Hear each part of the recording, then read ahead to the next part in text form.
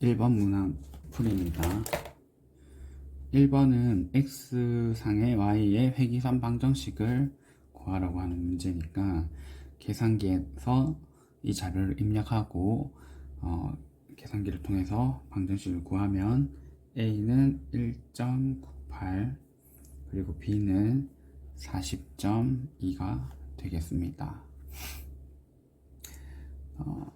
노는 시간이 x라고 했는데 x가 20시간일 때 학생의 자는 시간을 추정하라고 했으니까 위 회귀선 방정식에다가 1.97651 곱하기 x자리 20을 대입해주고 b가 40.2286 이렇게 계산해주면 79.7589가 돼서 79.8이라고 적어주면 되겠습니다.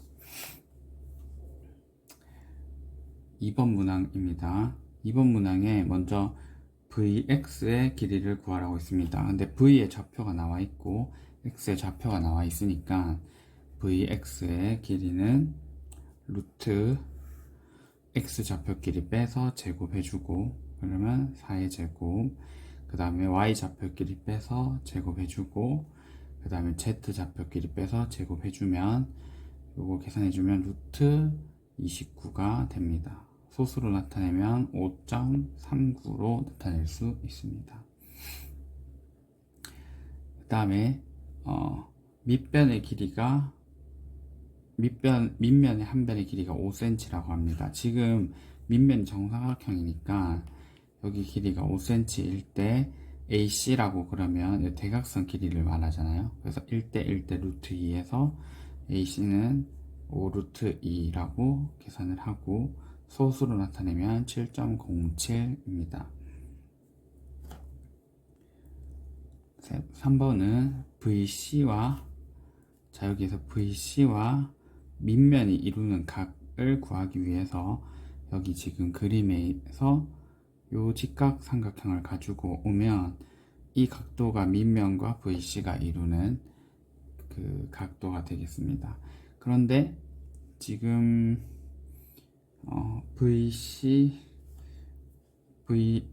여기 CX의 길이는 여기 AC 길이의 반틈이니까 여기 길이는 2분의 5 루트 2가 되고 그 다음 높이는 루트 29라고 이렇게 찾아놨거든요.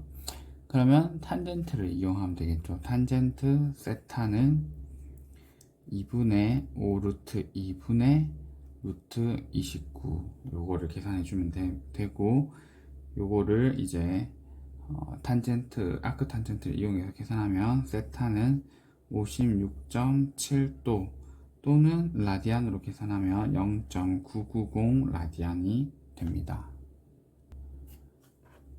3번은 함수가 증가하는 구간을 찾는 문제입니다.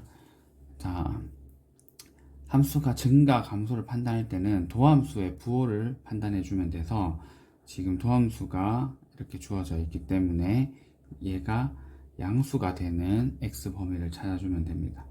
그러면은 여기서 x는 0이 되는 지점이 마이너스 17355 나오고 그 다음 0.517999 나오거든요. 요거 그래프 그려가지고 요 근 두 개 사이의 값이 0보다 커진다는 걸 확인해서 답을 적어주면 되겠습니다. 당연히 여기에 등호는 들어가도 되고 안 들어가도 상관이 없습니다. 경계점에서는.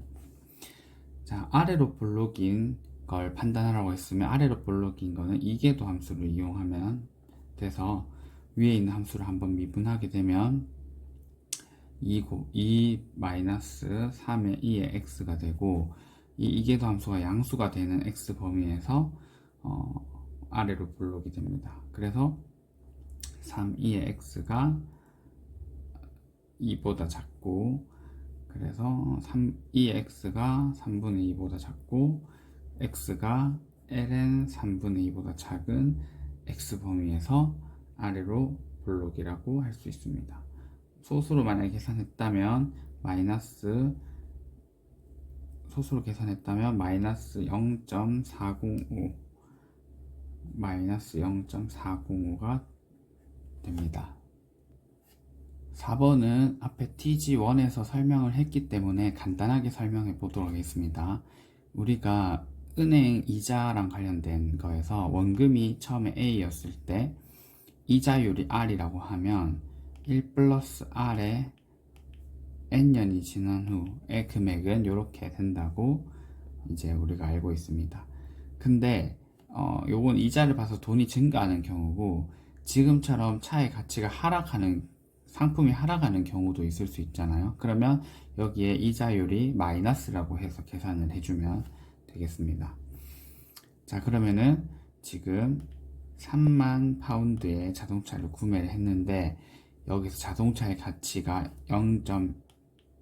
R이 마이너스 0.15, 이자율이 마이너스 0.15라고 생각을 해주면 됩니다. 그래서 여기서 1 마이너스 0.15에 매년 하락한다 했으니까 10년 후니까 여기다가 10제곱을 해주면 5906.23 값을 얻을 수 있고, 만약에 그 파이낸스 솔버를 이용한다고 하면 PV에다가 현재 가치 마이너스 3만을 입력해주고 FV를 비워두고, 그 다음에 이자율이 지금 15% 하락이니까 연이율 마이너스 15를 적어주고, PPY는 이자 지급하는 게 지금 1년마다 감가가 되는 거니까 PPY는 1년당 한 번씩, CPY도 1이라고 해주고, 10년 후니까 N을 10이라고 입력해주면 동일한 결과를 얻을 수 있습니다.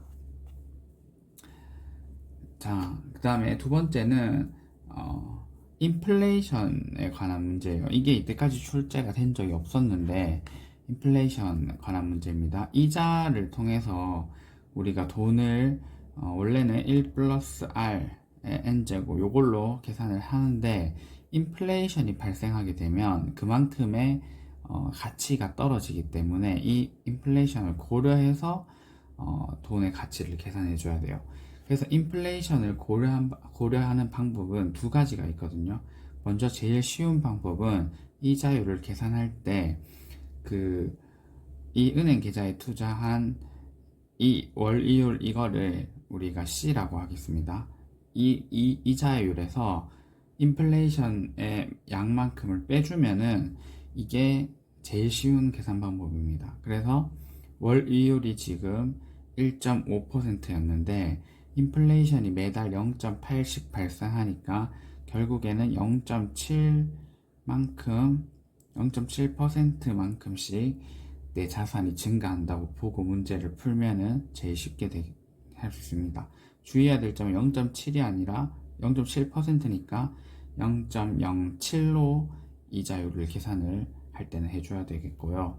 그래서 처음에 5만 파운드를 맡겼는데 이자가 0.007에 몇 달을 맡기면 얘가 55,000 파운드보다 커지겠는지를 풀어주면 됩니다. 그러면 이 방정식의 n 값을 찾으면 13.6633이 나오고요. 그러면 14번째 달이 됐을 때 55,000을 넘게 된다는 것을 확인할 수 있습니다. 그 다음에 두 번째 방법은 그 인플레이션과 이자율을 동시에 고려할 때 그 이자를 어떻게 계산하냐면 분자에 1 플러스 그 C, 그 다음에 여기에는 1 플러스 I, 그러니까 인플레이션을 이렇게 빼주는 게 아니라 분모로 보내서 계산하는 식이 있어요. 자, 요거는 계산하면 1 플러스 여기 이자 1.5%니까 0.015라고 적어주면 되고, 그 다음에 인플레이션은 1 플러스 0.008 이렇게 해줍니다. 여기 마이너스가 아닙니다. 분모로 들어가기 때문에 이 값을 감소시키고 있어요, 이미. 이렇게 해서 이자율을 계산하는 방법이 있습니다. 1.00694 이렇게 계산이 되거든요. 계산을 하면. 그러면 여기서 요게 R이 아니고 요렇게 계산을 하면 얘가 요 조금 잘못 표기를 다시 하면 얘가 1 플러스 0.00694 요렇게 되는 거니까 이 이자가 0.00694 그러니까 0.694% 요걸로 문제를 계산을 하는 방법이 있습니다. 그러면은 5만 파운드에서 1.00694에 n제곱을 하면 얘가 언제 55,000보다 커질지를 계산을 해주게 되면 여기서 n값은 13.7722가 나와서 이렇게 계산을 해도 동일하게 14가 나옵니다. 그래서 두 방법 중에 이제 아무거나로 풀어도 둘 다 정답이 인정이 되고요. 근데 혹시 또 이 밑에 방법을 강요할 수도 있기 때문에 두 방법 다 알아두면 좋을 것 같습니다. 자, 5번 문제는 물체의 속도가 나와 있습니다.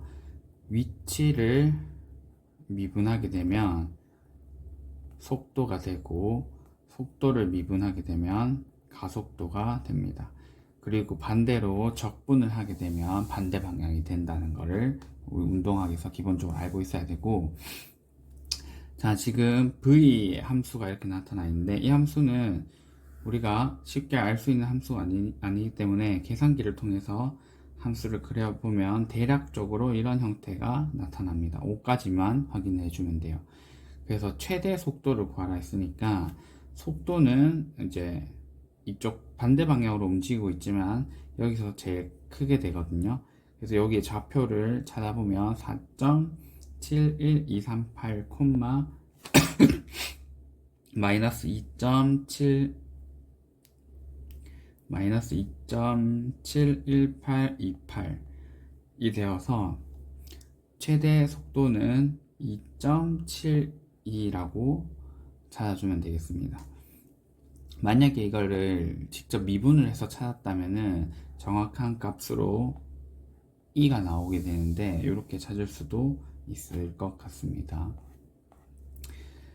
B가 전체 이동한 거리를 계산하라고 했습니다. 그러면 지금 여기 0에서도 5까지 이 면적들이 속도 함수를 적분한 이 면적들이 그 전체 이동한 거리가 돼서 0에서 5까지 저 함수의 절대값을 씌운 함수를 이렇게 적분해 주면 되겠죠. 여기 절대값 씌워서 0에서 5까지 적분해 주면 3.84591 해서 3.85라고 적어주면 됩니다. 자, 물체가 방향을 바꾼다는 것은 물체가 이렇게 잘 이동하고 있다가 방향을 딱 바꾸려고 하는 순간 정지를 하고 다시 이동을 하게 되거든요. 그래서 물체가 방향을 바꾼다는 것은 속도가 0이다 라는 걸로 해석을 하면 됩니다. 이게 많이 나오죠. 자, 속도가 0이 되는 지점을 찾으면 되는데, 그럼 여기에 지금 여러 번의 속도가 0이 되는 지점이 있어요. 양의 방향으로 가고 있다가 멈췄다가 음의 방향으로 가다가 다시 양의 방향으로 가기 시작합니다. 그러니까 이 부분의 좌표를 찾아주면 되겠죠. 두 번째로 방향을 바꾸니까 그 값을 찾아주면 t 값이 2.35619 정확한 값으로 만약에 계산한다 그러면 4분의 3파이가 나온다고 합니다. 그래서 요때 이제 가속도를 구해야 되니까 가속도는 그 위에 있는 VT를 미분을 해서 계산하면 되겠죠. VT를 미분하게 되면, 자, VT를 미분하게 되면 앞에 거 먼저 미분하면 2의 마이너스 사인 t 곱하기 속미분하면 마이너스 코사인 t 그리고 곱하기 코사인 2t 에다가 그 다음에 뒤에 거 얘는 가만히 놔두고 뒤에 거 미분하게 되면 사인 2t인데 마이너스가 되고 속미분 2가 이렇게 됩니다. 여기다가 이제 이 값을 넣어주면은 가속도가 가속도가 나오게 되겠죠. 그래서 가속도는 0.986 또는 22의 루트 2분의 1이라고 찾을 수 있습니다.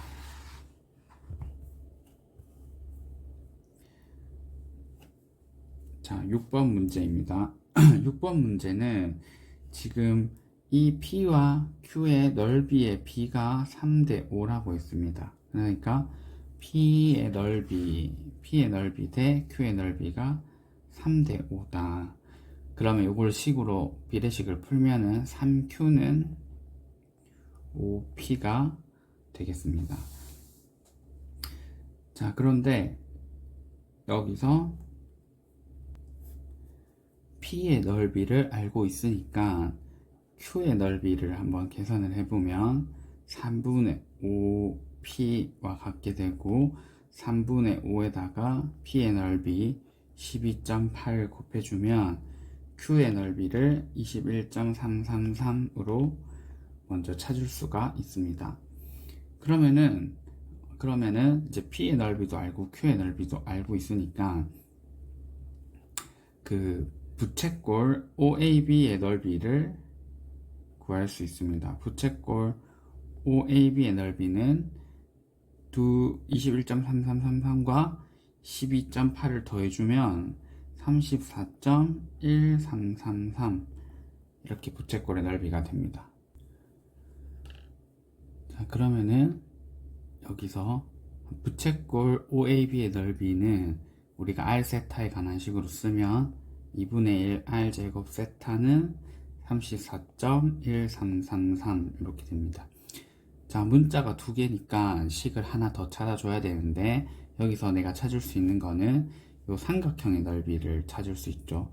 삼각형의 넓이가 Q의 넓이와 같으니까 삼각형 넓이 구하는 공식 R제곱 여기에 사인 세타 이거를 계산하면 얘는 21.333 이렇게 됩니다. 그러면은 이거분의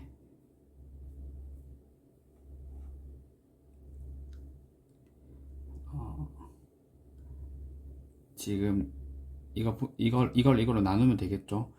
자, 2분의 R 제곱 세타 분의 2분의 1 R 제곱 사인 세타 이렇게 계산해주면 34.1333분의 21.333 이렇게 계산하면 약분이 돼서 세타분의 사인 세타가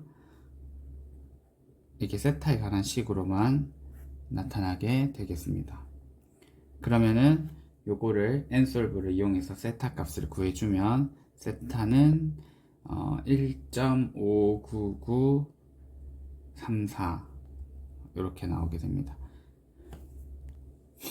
근데 R의 값을 구해야 되니까 여기 위에 있는 식에 여기다가 세타를 대입해서 R 값을 찾아주면 되겠죠. 그러면 R 값은 얼마가 나오냐면 R 값은 6.5333 이런 식으로 나오게 돼서 R은 6.53이라고 적으면 됩니다.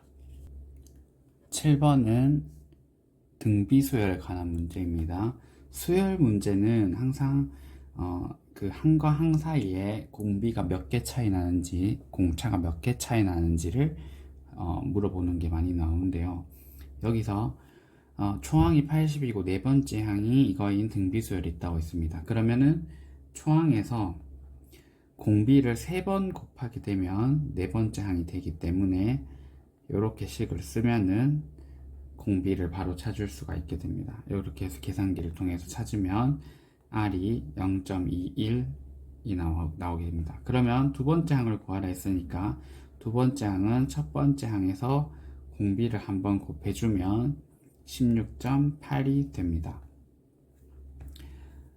자, 이 등비수열의 처음 두 항은 처음 두 항이라 했으니까 첫 번째 항이 지금 80이었고 두 번째 항이 16.8이었어요. 자, 이 처음 두 항이 어떤 등차 수열의 첫 번째 항과 11번째 항이라고 합니다.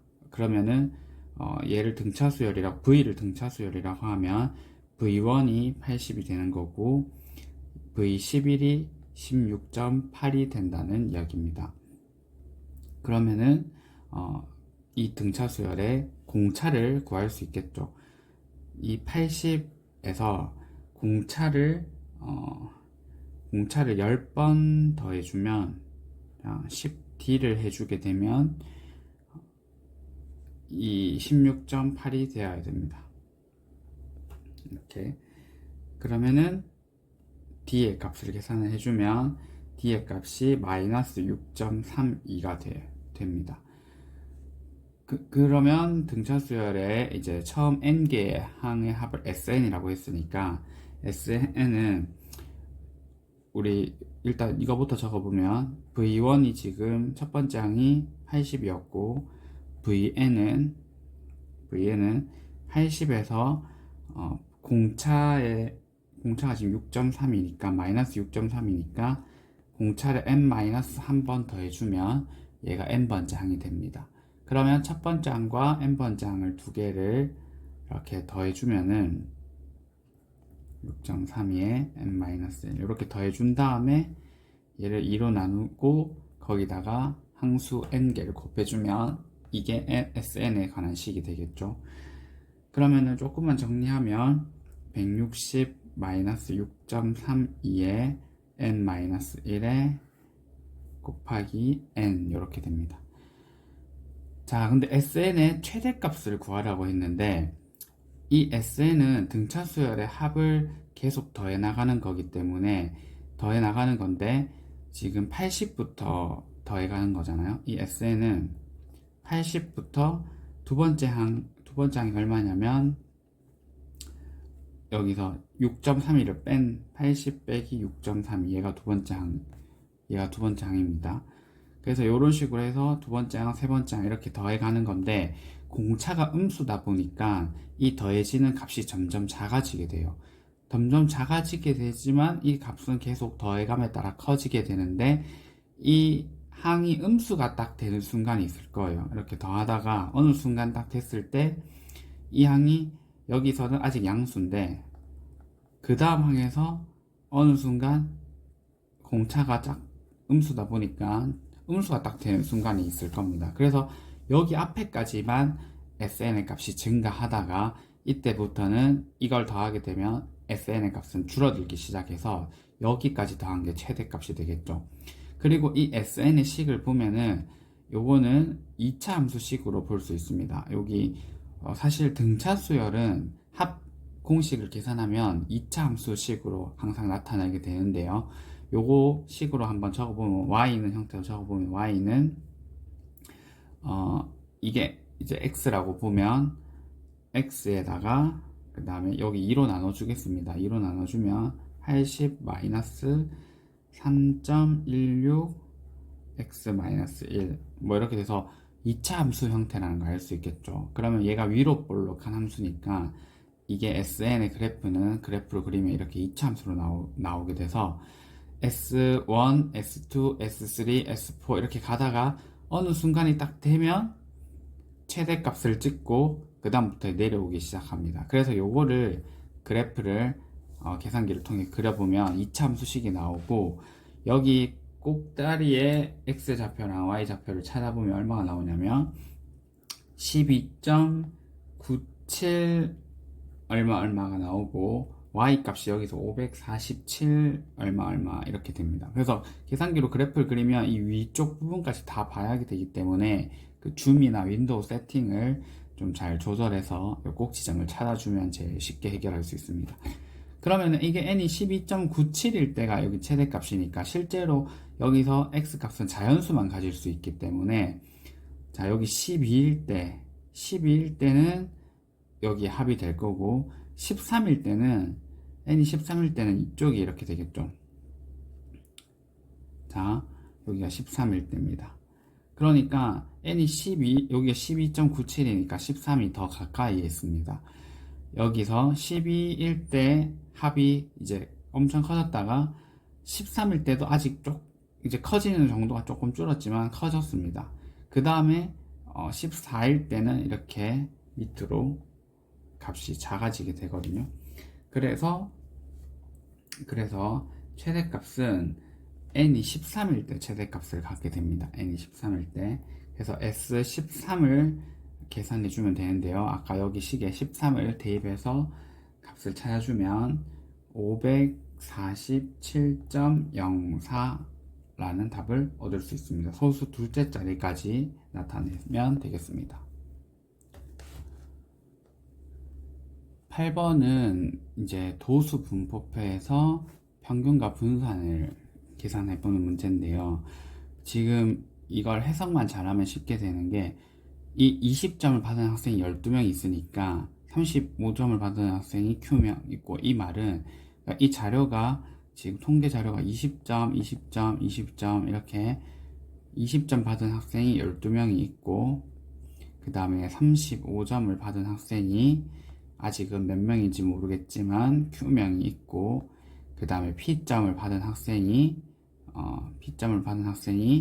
8명이 있다라는 이 표의 의미가 되겠습니다. 그러면은 평균 31을 계산하려면 전체 학생 수 인원을 계산하면 12 더하기 Q 더하기 8명이 되고, 이 학생들의 전체 점수는 20점이 12명, 그러니까 20 곱하기 12, 그 다음에 플러스 35 곱하기 Q 플러스 8P, 이렇게 해주면 평균을 계산하는 식이 됩니다. 그러면은 이 식을 한번 정리를 해보면, 여기에 20 플러스 Q니까 31에 20 플러스 Q가 이렇게 되게 되고, 그 다음에 옆에는 240 플러스 35Q 플러스 8P 이렇게 됩니다. 그러면 정리하면 얘가 620 더하기 31Q는 이렇게 되고, 그러면 Q를 옆으로 넘기게 되면 8P 더하기 4Q는 240은 이쪽으로 넘기면 620에서 240을 빼주면 380이 됩니다. 자, 그러면 여기서 4로 나눠주면 2P 플러스 Q는 4, 9, 36, 4, 5, 20 이렇게 식을 하나 찾을 수 있습니다. 이게 첫 번째 평균을 통해서 찾은 식입니다. 그 다음에 이제 분산을 구해야 되는데, 우리 분산 구하는 식은 어떻게 됐냐면, 이거 다시 복습해 보면, X의 분산을 구하는 식은 X 제곱의 평균을 계산을 해서 평균의 제곱을 빼주면 돼요. 그러면 평균은 여기서 31이라고 찾아놨으니까 X제곱의 평균을 한번 구해보겠습니다. X제곱의 평균은 이 자료를 다 제곱했을 때의 평균을 구하라는 이야기예요. 그러니까 일단 평균이니까 분모는 학생 수 전체가 이렇게 똑같이 들어가면 되고, 그 다음에 20의 제곱, 얘가 12개가 있고, 그 다음에 35의 제곱이 Q개가 있고, 그 다음에 P의 제곱이 8개가 있다. 이렇게 식을 쓰면 얘가 X제곱의 평균이 됩니다. 근데 분산이 이제 124라고 있으니까 124는 이거 20 플러스 Q분의 요거 계산하면 400 곱하기 10이니까 4800 더하기 35의 제곱, 요거는 계산기를 통해서 하고, 더하기 8p 제곱. 여기서 평균이 지금 31이었으니까 31의 제곱을 빼주면 됩니다.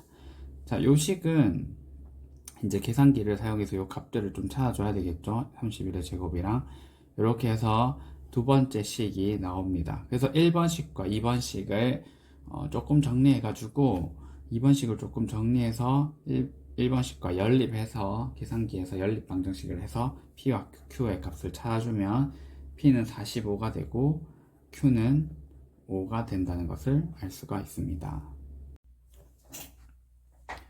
9번 문항 풀이입니다.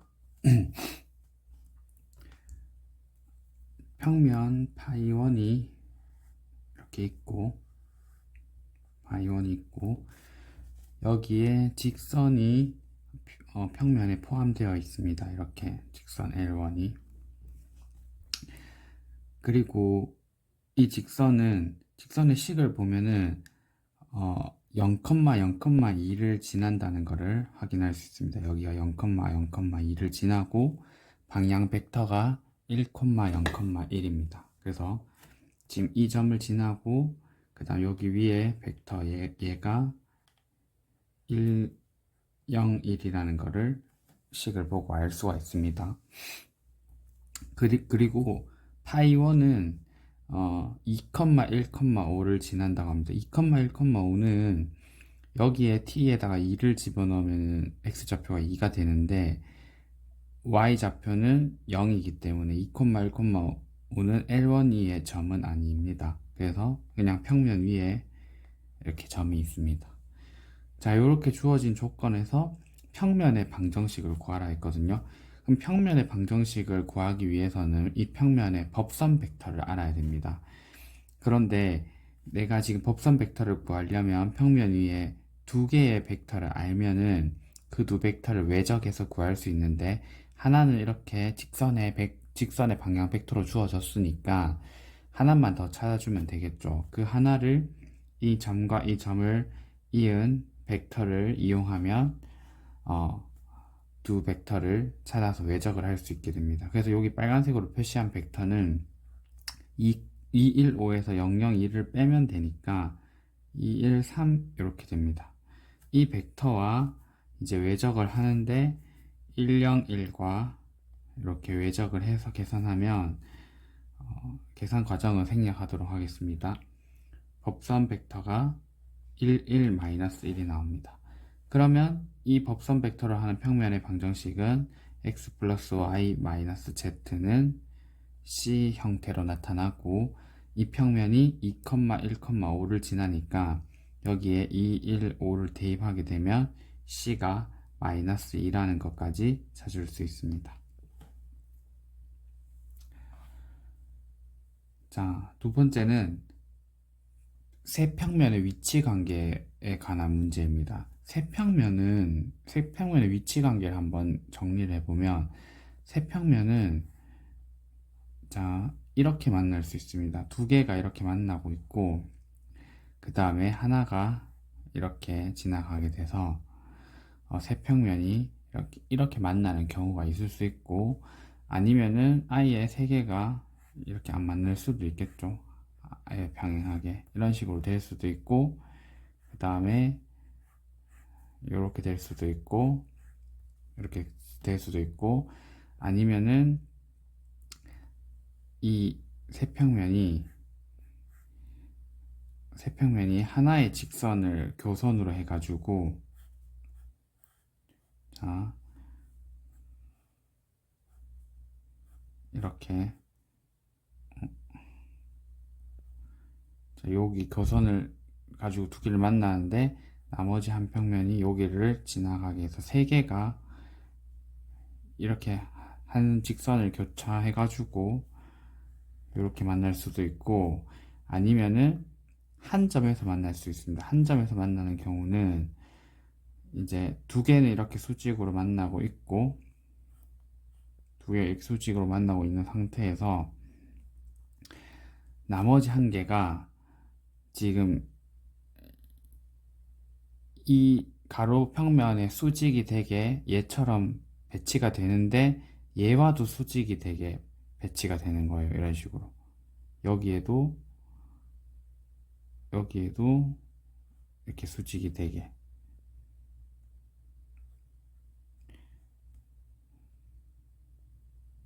이렇게 배치가 되면 여기 중간의 점에서 이렇게 한 점에서 만나게 되는 경우가 있습니다.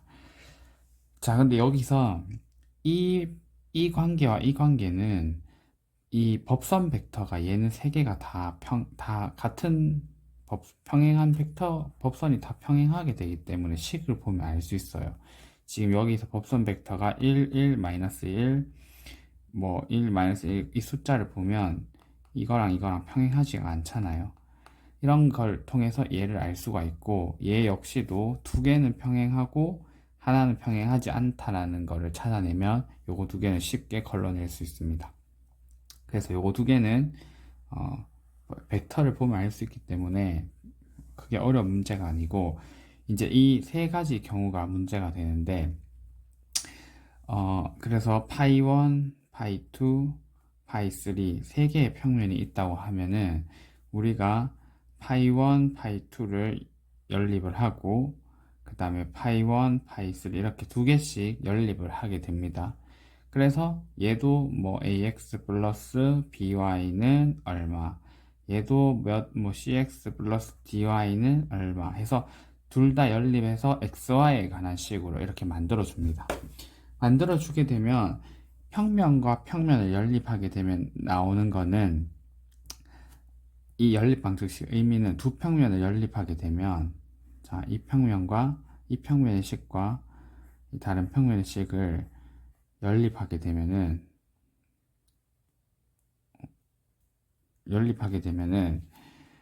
여기 나오는 이 식이 있잖아요. 이 식은 뭐냐면 이 두 평면이 만나는 이 교선을 포함하는 평면이 됩니다. 이 교선을 포함하는 평면이면 뭐 이런 식으로 그려질 거잖아요. 그려질 건데, x 이 식을 만족하는 점들이고 z값은 아무거나 될 수 있다는 거죠. 그래서 두 평면을 포함하는 두 평면이 만나는 교선에 이걸 포함하는 평면이 연립한 방정식의 결과가 됩니다. 자, 그러면 여기 위에 있는 세 가지 케이스를 볼 때, 지금 이 요 경우를 본다고 하면은 이게 파이 1이고 이게 파이 2라고 하고 이 밑에 게 파이 3라고 하면, 두 개를 연립한 거는 요거를 포함하는 평면이 나올 거고, 그 다음에 파이 1이랑 파이 3 연립한 거면 여기 얘를 포함하는 평면이 나오게 됩니다. 그러니까 이거와 이거가 완전히 다르기 때문에 여기서 이제, 그러니까 얘랑 둘 다 이 식을 만족하는 식이기 때문에 얘와 얘가 만약에 3이다. 그러면은 얘는 얘랑 완전히 겹치지 않은 다른 xy를 만족하는 거기 때문에 여기가 아예 다른 숫자가 돼야 돼요. 그래서 여기 식은 똑같고 여기 숫자는 달라야 됩니다. 그래야 이 첫 번째 케이스가 되는 거고, 만약에 이렇게 된다 그러면 지금 파이 1과 파이 2가 만나는 교선이나 파이 1과 파이 3가 만나는 교선이 똑같잖아요. 그러니까 이 경우에서는 이 식과 이 식이 동일한 식이 나오게 됩니다. 그래서 얘와 구분하는 방법은, 이 식이 좌변은 둘 다 똑같아요. 똑같은데 얘는 교선이 일치하니까 오른쪽에 있는 값도 똑같은 식이 나와야 되고, 얘는 다른 식이 나오면 됩니다. 그러면 얘는 뭐냐면, 지금 이거 같은 경우에는 여기 왜 좌변이 똑같게 되면은, 이것처럼 i의 근이 두 개 사이에 근이 교점이 없거나 이 직선 두 개 사이에 아니면 교점이 무수히 많이 생기게 되는 경우거든요. 그러니까 얘는 세 개가 만나는 게 한 점에서 만나는 거기 때문에 얘랑 연립해서 하나의 해가 나와야 돼요. 그러니까 좌변이 같아지게 되면 되지 않습니다. 그래서 여기가 뭐 2x 플러스 3y면 여기가 2x 플러스 여기가 3y가 되면 안 된다는 거예요. 그래서 이 세 개를 이렇게 구분할 수 있습니다. 그러면 지금 이 문제에서는 세 평면이 한 직선에서 만나고 있다 했으니까 요 케이스잖아요. 요 케이스면은 이제 좌변이 일치하면서 그 직선이 세 개 같은 데서 만나기 때문에 얘까지 같아져야 된다라는 점만 생각을 해주면 쉽게 풀 수 있을 것 같습니다. 자, 그러면은 파이 1과 파이 2를 먼저 연립을 하게 되면 x 플러스 y 마이너스 z는 마이너스 2와 2x 플러스 by 마이너스 z는 3을 요거를 연립해 줄 건데 xy에 관한 식으로 나타낼 겁니다. 그래서 두 식을 뺄 건데 밑에서 위에 거를 빼도록 하겠습니다. 그러면 x b-1의 y가 되고 z가 없어지고 3에서 마이너스 2를 빼면 5가 됩니다. 그 다음에 이렇게 하나 찾았고 파이 1과 파이 3를 이제 연립을 할 거거든요. 자, 파이 1은 이렇게 되고 파이 3는 이렇게 되는데 여기서 난 또 z항을 없앨 거니까 여기다가 2를 곱할 거예요. 2를 곱하게 되면 이렇게 되고 두 식을 더해주면 됩니다. 이번에 이렇게 더해주게 되면 3x 더하기 y는 d-4 이렇게 되겠습니다. 자, 그러면은 이제 이 식과 이 식이 일치해야 이 경우가 된다고 했잖아요. 그럼 먼저 좌변부터 맞춰보기 위해서 여기다가 3을 곱하든지 얘를 3으로 나누면 됩니다. 여기를 3으로 한번 나눠보면 이렇게 되고 그러면 x가 똑같아졌으니까 b-1이 3분의 1이 되면 되고 그 다음에 5랑 3분의 d-4랑 같아지면 됩니다.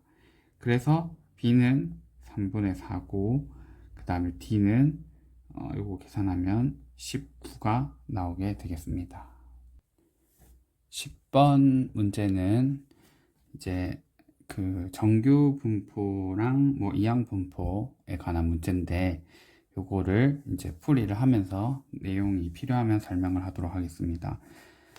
자, W 사과의 무게 W는 정규 분포를 따르는데 평균이 175고 표준 편차가 8인 정규 분포를 따른다고 합니다.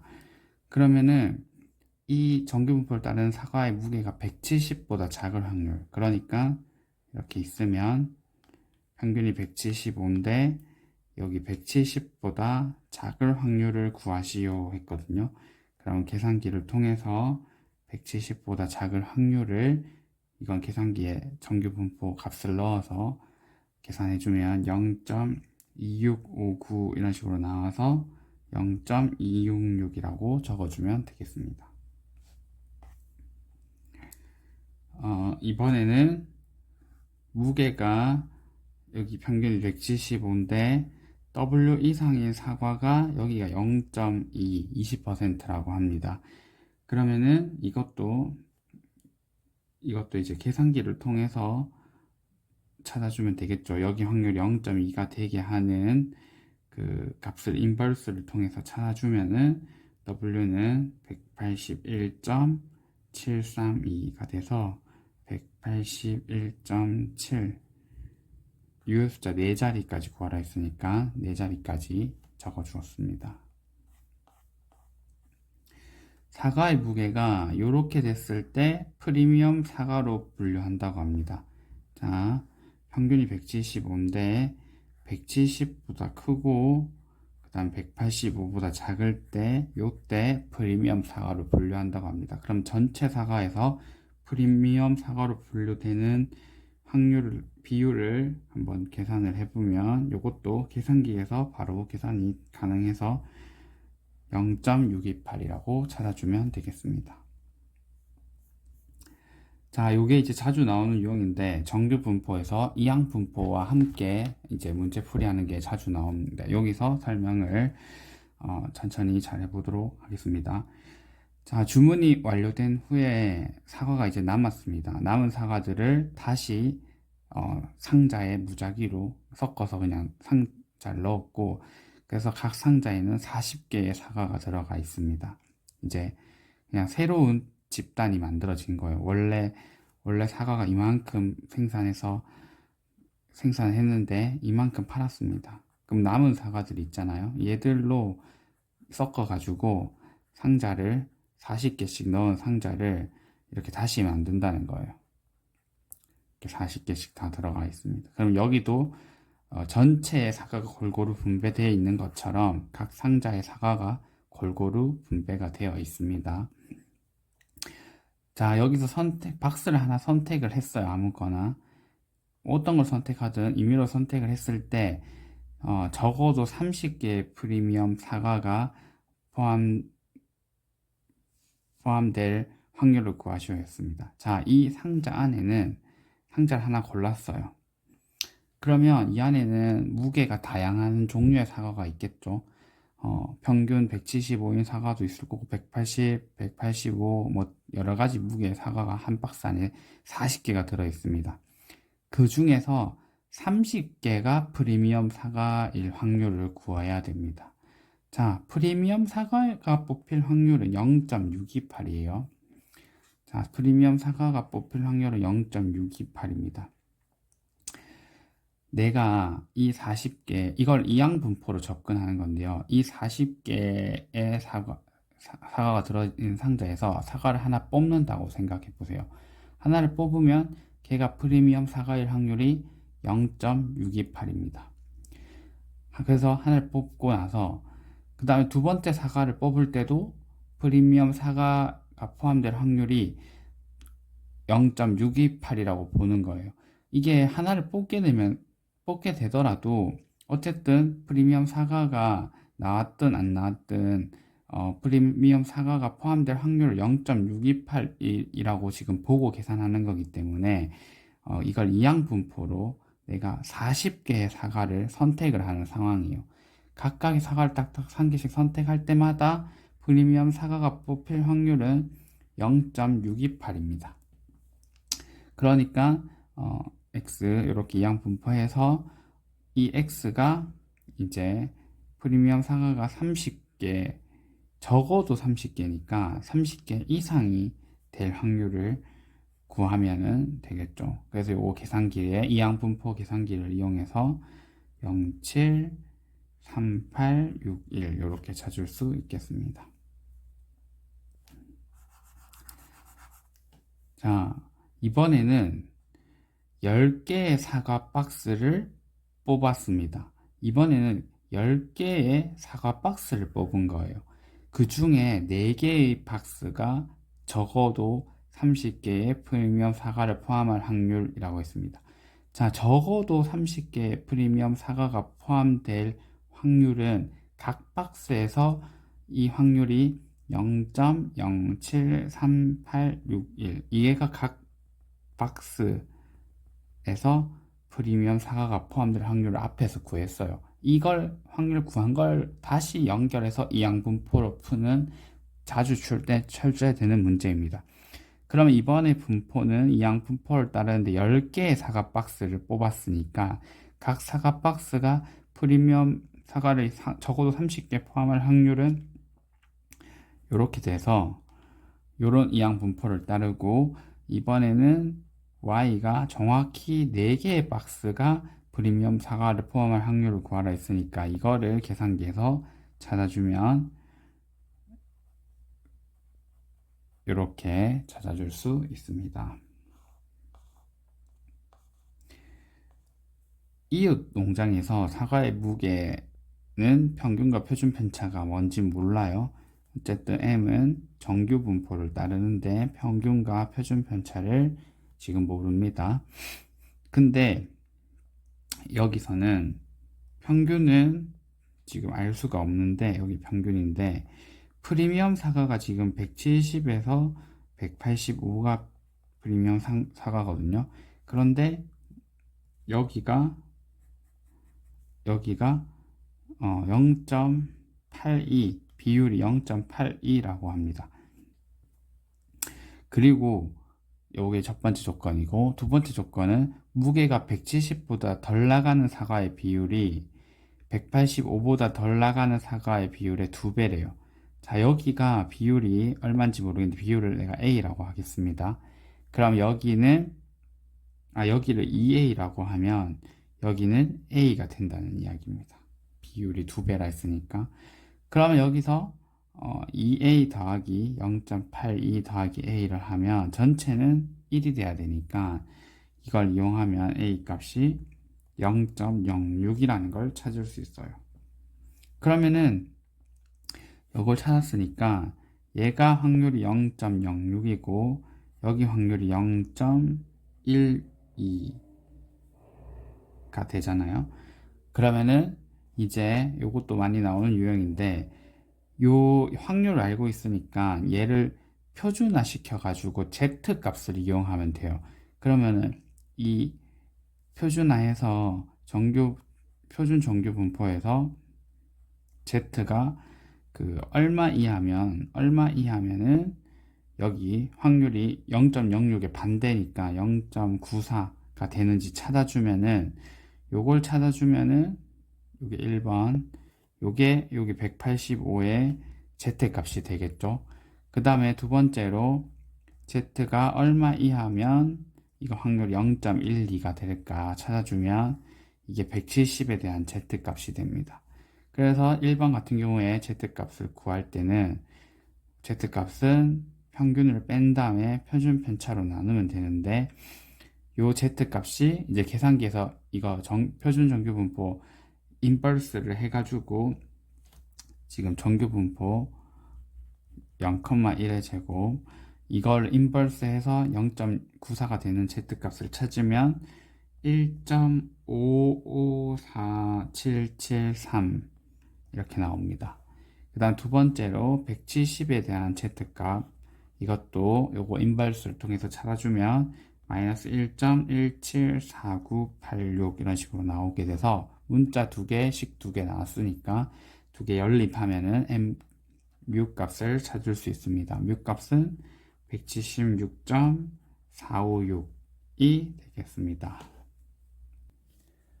11번은 경우의 수 문제로 시작을 합니다. 자, 여기 조금 까다로울 수 있는데요. 15명을 5명씩 세 팀으로 나눈다고 하면은 자, 이렇게 세 팀으로 나누면 여기 5명, 5명, 5명 이렇게 들어가게 되잖아요. 그러니까 여기 들어갈 친구를 15명 중에 5명 뽑아주고 그 다음 여기 들어갈 친구 10명, 남은 10명 중에 5명을 뽑아주면 여기는 어차피 남은 애들이 다 들어가면 되니까 여기는 그냥 한 가지 얘는 계산 안 해도 되는 이 두 개만 정해주면 D 사람이 정해줍니다. 근데 이렇게 계산하면 답이 틀리게 돼요. 왜냐하면 여기에 이제 만약에 A, B, C가 들어간 5명을 뽑았다. 5명을 뽑아가지고 뭐 1, 2, 3, 4, 5라는 번호를 가진 친구를 이렇게 5명을 넣었습니다. 여기다가 그럼 여기 넣었다 치고 그럼 그 다음에 들어갈 애들 6, 7, 8, 9, 10 넣으면 자동으로 11번부터 15번이 자동으로 이렇게 들어가게 되는데 여기에는 이것도 이렇게 해서 여기에 뽑는 게 이만큼 개수가 나오잖아요. 근데 만약에 여기다가 6, 7, 8, 9, 10을 뽑은 경우도 지금 세져 있을 텐데 여기 6, 7, 8, 9, 10을 뽑았을 때 여기서 1, 2, 3, 4, 5를 뽑을 수도 있잖아요. 이렇게 뽑을 수도 있고 아니면 11에서 15를 여기서 뽑을 수도 있습니다. 그러면은 여기 나머지 들어가게 되면 이 앞의 경우랑 순서가 바뀌었지만 같은 경우가 돼요. 그래서 이렇게 세 집단의 이름이 따로 정해져 있지 않고 구분이 되지 않는 상황에서는 얘를 반드시 이 세 집단을 줄 세우는 만큼 3팩토리얼만큼 나눠줘야 됩니다. 그래서 이거 답은 일단 1, 2, 6, 1, 2, 6인데 근데 만약에 문제에서 2명, 4명, 1명 이렇게 나왔다.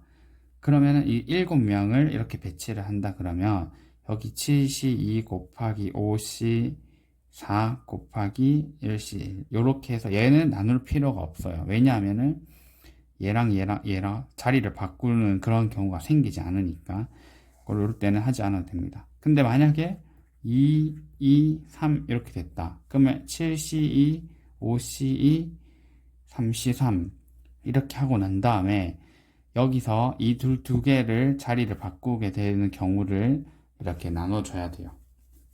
이 부분에 유의하면 되겠습니다.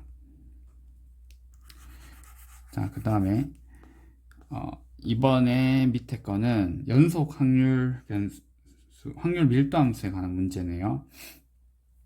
자, 확률 밀도함수가 이렇게 나타나 있고 0에서 a까지 적분을 그냥 해보라는 거네요. 그러면 0에서 a까지 저거 kt에 2의 마이너스 3t dt 이걸 계산해 보라는 겁니다. 자, 그러면은 k는 필요 없고 k는 앞으로 보내면 되고, 자, 얘는 이거 적분을 하면 되는데 이거는 단순하게 적분이 되는 형태가 아니죠. 이거는 부분 적분을 이용해야 됩니다. 그런데 우리가 요런 꼴에서는 1을 v-로 두면은 얘는 적분해도 자기 자신이 나와가지고 요렇게 많이 합니다. 그러면 k 묶어내고, 자, u 다시 uv죠. 그 다음에 v는 요거 속미분 앞에다가 이렇게 적어줘야 됩니다. 이렇게 해서 이렇게 0에서 a까지 정적분 해주면 되고, 마이너스 인테그랄 u 다시 v, u 다시 하면 1이고 v는 다시 그대로 이렇게 되는데, 속미분한 마이너스 3의 역수인 마이너스 3분의 1을 이렇게 해주면 됩니다. 그러면 k는 전체에 걸려 있는 겁니다. k에다가 여기 a 집어넣으면 3분의 1a에 이렇게 되고, 0 집어넣으면 어차피 없어지니까 됐고, 이거 바로 적분하도록 하겠습니다. 얘 적분하면 마이너스 9분의 1, 3분의 1 나오니까, 그리고 2의 마이너스 3t에 0에서 a까지 이렇게 되고, 그러면 k에다가 3분의 1a에 2의 마이너스 3a에 마이너스 9분의 1에 2의 마이너스 3a 마이너스 1 이렇게 되겠네요. 그러면은 여기 문제에서 9분의로 돼 있으니까 여기를 좀 고쳐서 얘를 9분의 3이라고 이렇게 고칠 수 있잖아요. 그러면 9분의 k 이렇게 묶어내고 남은 걸 한번 적어보면 마이너스 3a에 2에 마이너스 3a, 그 다음에 여기 마이너스 요 갈로 풀겠습니다. 갈로 풀면은 2에 마이너스 3a 플러스 1 이렇게 됩니다. 그러면은 2에 마이너스 3a로 묶어내면은 여기 마이너스 3a 마이너스 1, 여기 마이너스 3a 마이너스 1 플러스 1 되니까 이제 끝났죠. 자, 이거 계산 마무리 해주면 9분의 k에 1 먼저 적어주고 마이너스로 묶어내면 3a 플러스 1에 2에 마이너스 3a 이렇게 완성이 됩니다. 로피탈 정리를 이용해서 얘를 구하라 했는데, x가 무한히 커져갈 때 2의 3x분의 3x 더하기 1, 이거 x 무한히 커져가면 지수 함수가 빠르기 때문에 바로 0이라는 걸 적을 수 있지만 로피탈 정리를 쓰라고 했으니까 분모 분자를 각각 미분해주면 이렇게 되고, 얘가 무한히 커져가니까 얘는 0이다 이렇게 작성하면 되겠습니다. 이 값을 구해서 k 값을 구하라고 했는데, 이게 뭐냐면 지금 이 함수가 지금 그래프가 0일 때는 0이고 x가 무한히 커져가면은 얘가 0에 가까워지거든요. 그러니까 이 함수가 실제로 이런 식으로 생긴 형태일 거란 말이죠. 그러니까 우리 뭐 하고 있는 거냐면 확률 밀도 함수의 면적은 항상 1이 된다라는 이야기가 있잖아요. 이걸 이용해서 이 k 값을 적분해서 찾는 건데, 이게 구간이 딱 어디서 끝나는 게 아니라 무한히 커져가기 때문에 요거 적분하는 거는 우리가 이상 적분이라 해서 요렇게 계산을 해야 되는 겁니다. 그래서 이렇게 문제로 제시를 하는 거예요. 그래서 요 식은 앞에서 이렇게 구해놨죠. 구해놨고, 구해놓은 식에다가 a를 무한대로 보낼 겁니다. 그러면은 어떻게 되냐면 a가 무한히 커져갈 때 x까지 ft dt는 아까 2번에서 2번에서 적은 식을 여기다가 다시 적으면 9분의 k에 1-3a 더하기 1에 2의 마이너스 3a 이렇게 되는데, 여기서 a를 무한히 보내면 방금 위에 문제에서 로피탈 정리에 의해서 얘가 0이 된다고 했잖아요. 얘가 0이 되니까 이 계산 결과가 9분의 k가 됩니다. 근데 얘가 1이잖아요. 그러니까 k는 9다 하고 찾아주는 겁니다.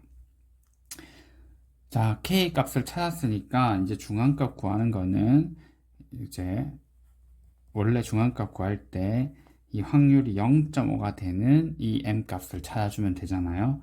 그래서 요거 적분한 거는 아까 옆에 있는 식 이거 여기다가 지금 k는 찾았으니까 k는 알고 있으니까 요 k가 1이 되니까 요 부분만, 자, 요 부분만 m을 넣어서 써주면 되겠죠. 그래서 얘는 1-3m 더하기 1에 2의 마이너스 3m, 얘가 2분의 1이다. 이렇게 바로 쓸 수 있겠습니다. 요거는 계산기를 이용해서 m 값을 찾아주면 0.599448 이렇게 나온다고 합니다. 자, 12번은 음함수의 미분법에 관한 문제고, 이런 음함수가 나오는 문제인데, 요것도 잘 나오지 않던 게 나왔기 때문에 잘 모르는 사람은 이번 문제를 풀면서 한번 개념을 차곡차곡 해보도록 하겠습니다. 자, 먼저 곡선이 이렇게 y 있는 형태가 아니라 이렇게 xy에 관한 식으로 적혀 있습니다. 음함수의 미분법을 사용해서 이거 구하라고 했습니다. 그러면은 얘를 그냥 x에 관해서 미분을 하면 돼요. 그러면 x는 그냥 진짜 원래 미분하듯이 이렇게 해주면 되고, y는 마치 y에 관해서 미분하듯이 미분을 한 다음에 dx분의 dy를 곱해주기만 하면 됩니다. 그러면 뒤에도 마이너스 24, 그 다음 4y도 그냥 미분하면 원래 4잖아요. y에 관해서. 그 대신에 이걸 뒤에다 붙여주면 돼요. 20은 없어지니까 이렇게 됩니다. 그러면 dx분의 dy로 묶어내면은 2y 플러스 4 이렇게 되고, 24 빼기 8x, 그러니까 내가 찾는 이 값은 2로 나눠주면 y 플러스 2분의, 그 다음에 얘가 12 마이너스 4x니까 4로 묶어내주면 문제에서 구하라고 하는 식이 되겠습니다. 자, 이 곡선의 정의역을 이제 구해보라고 했는데, 요게 이제 좀 까다로울 수도 있을 것 같습니다. 근데 일단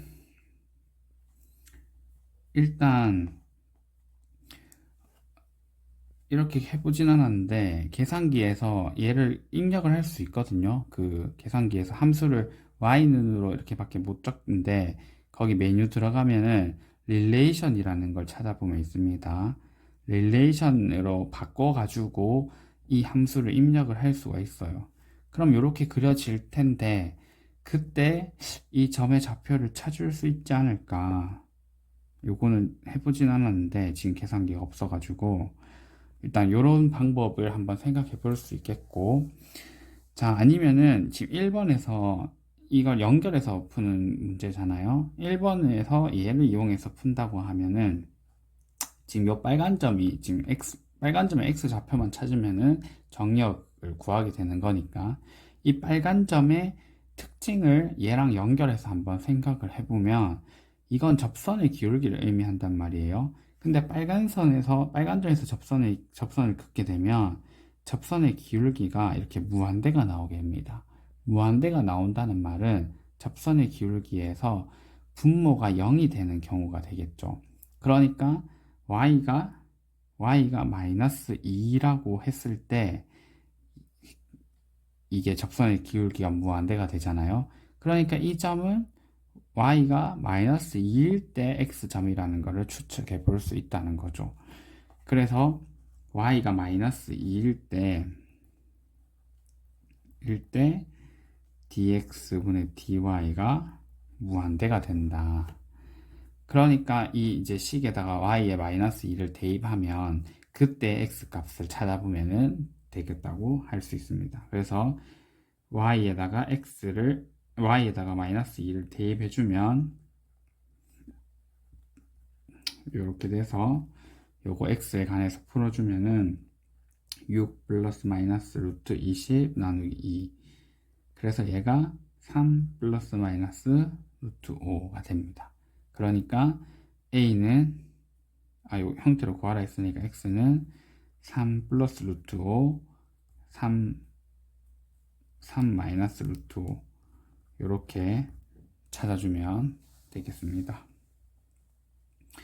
A의 좌표를 구해보라고 했거든요. A가 어딘지 한번 살펴보면 A는 여기 꼭다리입니다. 자, 그러면 꼭다리 역시 미분 계수를 이용할 거예요. 자, 여기 꼭다리는 접선의 기울기를 색깔을 바꿔서 꼭다리에서 접선의 기울기를 그어보면 얘는 접선의 기울기가 0이 된다는 걸 알 수 있죠. 그러니까 얘가 0이 되는 지점이 언제 나오겠냐 생각해보면 x에다가 3을 집어넣게 되면 0이 나오게 됩니다. 여기가 3인 지점이라는 이야기입니다.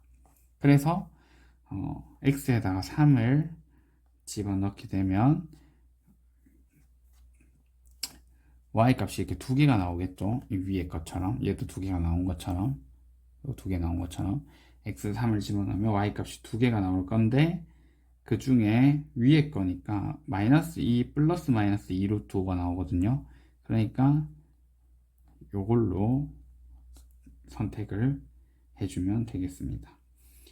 만약에 혹시 계산기를 이용해서 이걸 그려서 최대값을 찾았다면은 소수로 답을 적었으면 2.47 뭐 이런 식으로 나온다고 하네요. 2.47.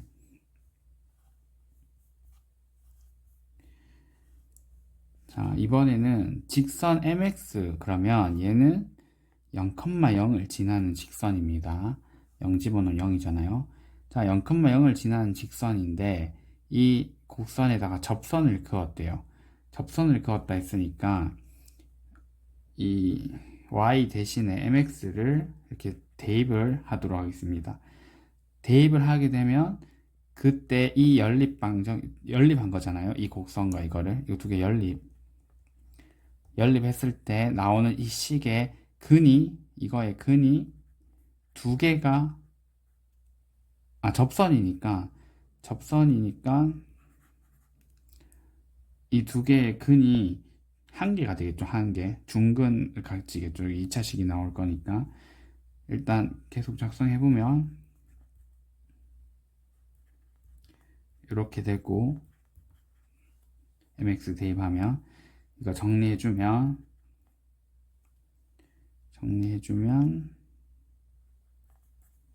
x제곱 더하기 4m-24에 x 플러스 20은 0 이렇게 됩니다. 자, 그러면 얘가 접선이 되려면 얘랑 지금 2차 방정식이니까 이 방정식 근이 한 개가 돼야 접선이 되는 거잖아요.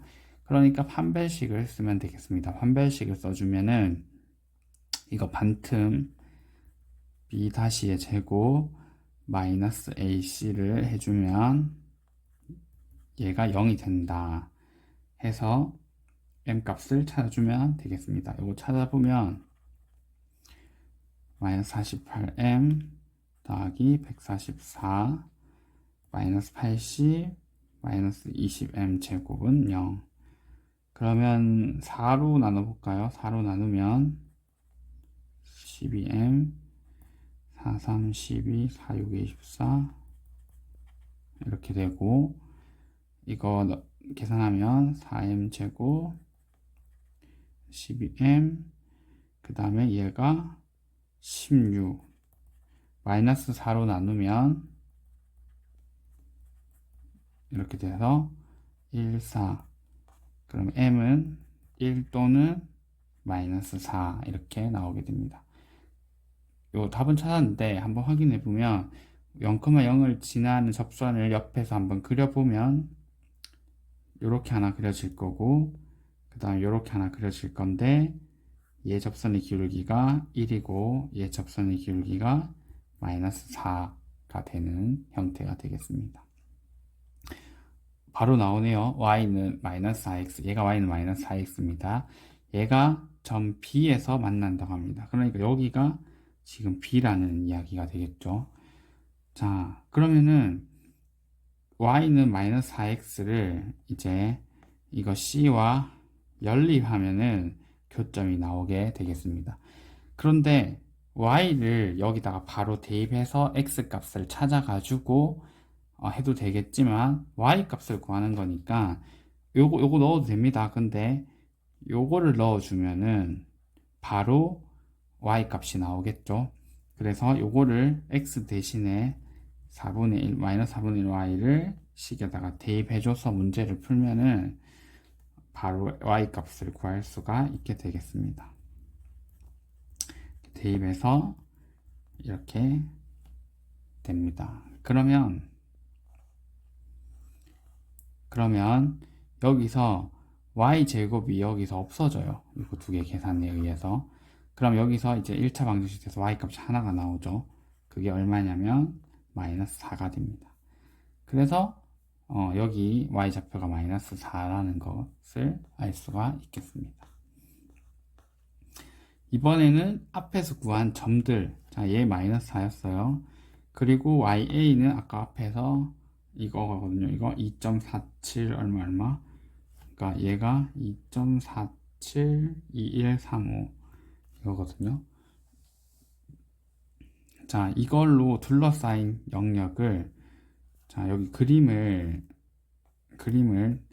다시 한번 그려보겠습니다. 지금 이렇게 있는데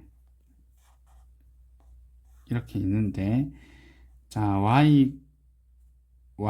b가 여기 마이너스 4였죠. 아까 이쯤에. 자, y는 마이너스 4, 이 직선과 그 다음 y는 a 2.47이니까 아까 a점 여기잖아요. 꼭다리. 그러니까 여기가 지금 2.47 거기거든요. 여기 2.47 얼마? 이거 두 선과 y축이면 이 세로선이잖아요. 그리고 곡선이 이렇게 있습니다. 이거 네 개로 둘러싸인 영역 그랬으니까 여기를 말하는 겁니다. 이거를 이렇게 y축으로 돌린대요. 돌렸을 때 부피를 구하라고 했습니다.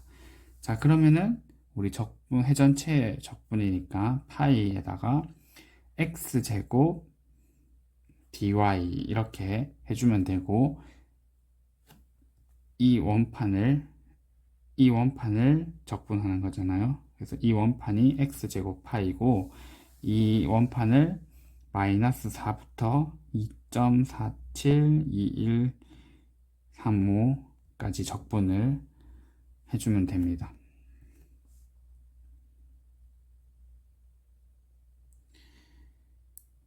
자, 그런데 여기서 이제 이게 문제인데요. 이 x제곱을 구하는 게 문제인데 여기서 x를 자, 이걸 어떻게 하는지 보여주겠습니다. 저식을 x에 관해서 정리를 할 거예요. 그러니까 4x제곱 그 다음에 24x 이렇게 한 다음에 나머지 y항은 전부 D로 보낼 거예요. 이렇게 D로 보낸다는 게 얘를 x에 관해서 문자 취급을 하고 나머지는 상수항 취급을 해서 식을 다룰 겁니다. 요렇게 해가지고 x에 관한 2차 방정식이라고 생각하고 x를 구해줄 수 있거든요. 자, x를 한번 구해보면 자, 근의 공식을 쓰도록 하겠습니다. 근의 공식을 쓰면 a분의 이게 짝수니까 반근의 공식 쓰겠습니다. a분의 마이너스 b 다시 이렇게 되고 플러스 마이너스 루트 b 다시의 제곱 112의 제곱 144 마이너스 ac 해주면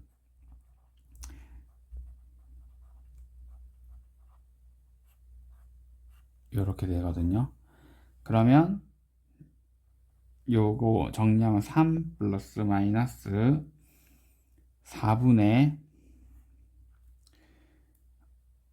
이거 계산해주면 루트에 마이너스 4y 제곱 마이너스 16y 그다음 마이너스 80인데 얘랑 만나서 64가 됩니다.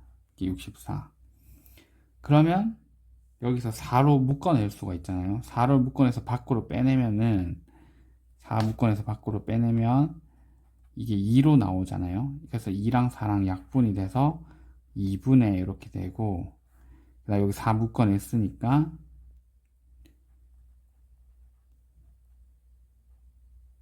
이렇게 이렇게 간단하게 나타내지게 되겠습니다.